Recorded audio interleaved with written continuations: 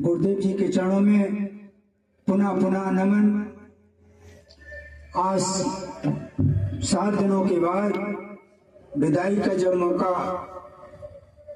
इस अवसर पर मैं सभी ग्रामवासियों का वंदन करता हूँ, अभिनंदन करता हूँ। जिन भक्तों ने श्रद्धा पूर्वक हमारे गुरु जी की कथा को श्रवण किया है, उन सभी का कल्याण हो। लेकिन गुरु जी ने एक बात अभी कही कि अंतिम कथा, तो जब तक हम सभी भक्तों का, हमारे सभी भक्तगण, दया सिंह, हमारे सुभाष भैया, रवि और अन्य सभी जो हमारे परम हृदय के गुरु भाई हैं, आज प्रतिज्ञा पूर्वक कहते हैं कि जब तक सांस रहेगी तब तक हम आपको इस ग्राम में बुलाते रहेंगे। कभी आप निराश ना हो। हम वादा करते हैं कि बहुत ही जल्द ही एक भव्य आयोजन का, एक भव्य समारोह के साथ आपको पुनः इस रायपुर बुजुर्ग में बुलाएंगे। आज तो एक छोटे से पंडाल में आपकी कथा हो रही है। मैं इस पावन भूमि को नमन करते हुए अभिमान के साथ नहीं, स्वाभिमान के साथ कहता हूँ, अब की बार कुछ ही महीनों में एक विशाल पंडाल में हमारे परम श्रद्धे गुरुदेव की कथा का आयोजन होगा।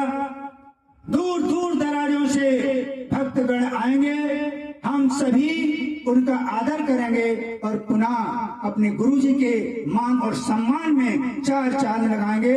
और सभी माता बहनें जो आज गुरु जी ने आपको एक मंत्र दिया है, उस मंत्र का पालन करते रहें। सीता, अनुसुईया, सती सावित्री जैसी बनने का कार्य करें। हमारे भाई हमेशा राम की, कृष्ण की, राम ने जो मर्यादा की है उस मर्यादा में रहें, और कृष्ण ने जो मर्यादा में चलने की रास्ता की है, श्री राम ने जो कहा है वो ना करें, जो किया है। जैसे उन्होंने तो कह दिया कि हमने लंका का राज देंगे, हमारी सामर्थ्य नहीं है कि अगर हमने प्रण कर लिया। जो उन्होंने किया है मर्यादा में रहकर, उस मर्यादा में रहकर हम कार्य करें। भगवान श्री कृष्ण ने जो किया है उस पर ध्यान न देकर जो कहा है उन पर चलेंगे तो कल्याण होगा। तो मैं आज इस विदा की घड़ी में मैं अपनी कन्याओं को, जो हमारी कन्याएं हैं, उनके लिए कुछ पंक्तियां मैंने लिखी हैं। जिस समय देखिए सीता अनुसुईया ने 2 घरों को संभाला। माता सीता ने 2 घरों की रखवाली की। पुरुष तो केवल एक घर का रखवाली करता है, लेकिन हमारी कन्याएं 2 घर को संभालती हैं। पिता के घर का नाम रोशन करना, अर्थात जनकपुर का नाम रोशन किया माता सीता ने, अयोध्या का नाम रोशन किया। तो मेरी कन्याओं, मैं तुमसे निवेदन करता हूँ, अपनी माता पिता का नाम रोशन करना, कभी बहक मत जाना। यही मेरा, जब मैं क्लास में पढ़ाता हूँ तो यही शिक्षा देता हूँ कि जिन माता पिता ने तुम्हें पढ़ा लिखा करके 20 वर्ष की उम्र को किया और चंद्र दिनों में ही अगर किसी के फरेब में आकर के आपने अपने नियत को बिगाड़ा, तो माता पिता का मुंह दिखाना बड़ा मुश्किल हो जाता है। तो आपसे मेरा निवेदन है, तो कुछ पंक्तियां हैं, मैं गुरु जी से आज्ञा चाहूंगा कि मैं पंक्तियों को आपके समक्ष प्रस्तुत करना चाहता हूं। तो ध्यान दें।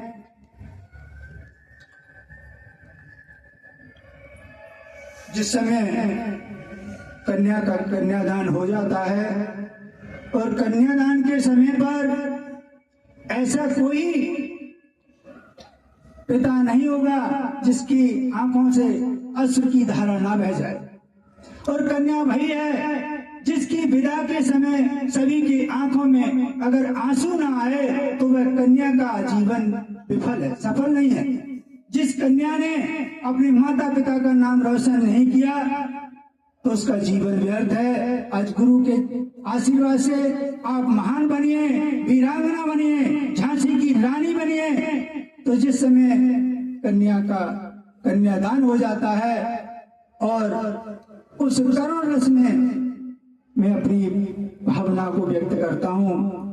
कन्यादान हुआ जब पूरा, आया समय विदाई का, हंसी खुशी सब काम हुआ था विदाई का। बेटी के उसका तेरे स्वर ने बाबुल को झकझोर दिया। पूछ रही थी पापा तुमने क्या सचमुच में मुझे छोड़ दिया। अपने आंगन की फुलवारी मुझको सदा कहा तुमने। मेरे रोने का पल भर भी बिल्कुल तुमने न ध्यान किया। क्या इस आंगन के कोने में मेरा कुछ स्थान नहीं। अब मेरे रोने का पापा तुमको बिल्कुल ध्यान नहीं। देखो अंतिम बार दे हरि लोग मुझे पुजवाते हैं। आकर के पापा क्यों इनको आप नहीं समझाते हैं। नहीं रोकते चाचा ताऊ भैया से भी आस नहीं। ऐसी भी क्या निष्ठुरता है, कोई आता नहीं पास मेरे। बेटी की बातों को सुनकर पिता नहीं रह सका खड़ा।